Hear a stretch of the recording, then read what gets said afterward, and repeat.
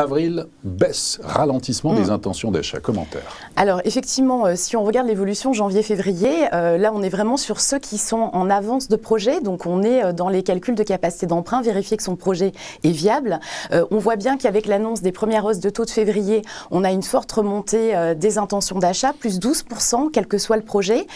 Février-mars, on voit que cette évolution, elle est toujours là, hein, il y a cette dynamique du marché, mais elle est moins significative. Et puis mars-avril, là on a une vraie baisse de l'activité, les intentions d'achat sont négatives et on est plutôt dans une période d'attentisme. Quelles seront les évolutions des taux et quel va être l'impact sur les prix de l'immobilier? Donc là, on est plutôt en mode stand-by sur le marché.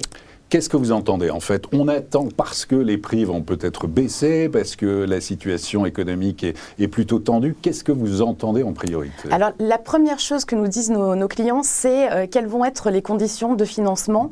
Tant qu'on n'a pas trouvé son bien, et c'est valable principalement pour la résidence principale, c'est difficile de se lancer. Donc on est en veille sur les conditions de financement et il y a une vraie inquiétude sur l'évolution des taux, même si il reste très bas, il y a quand même des évolutions très significatives depuis le début de l'année. Et puis ensuite, il y a la faculté de trouver un bien. Aujourd'hui, les professionnels de l'immobilier avec lesquels on travaille nous disent qu'ils ont peu de biens en stock, qu'ils ont peu d'appels de nouveaux clients et on voit qu'il y a une forme d'attentisme. Alors c'est assez habituel dans les périodes d'élections présidentielles. Ensuite, on a l'impact de la crise ukrainienne et au moins son dérivé qui est l'inflation. Quand vous avez une forte inflation, vous avez un impact sur le budget des ménages et donc il y a une forme d'incertitude difficile de se projeter dans un achat à 20 ou 25 ans quand on ne sait pas trop comment va évoluer son budget.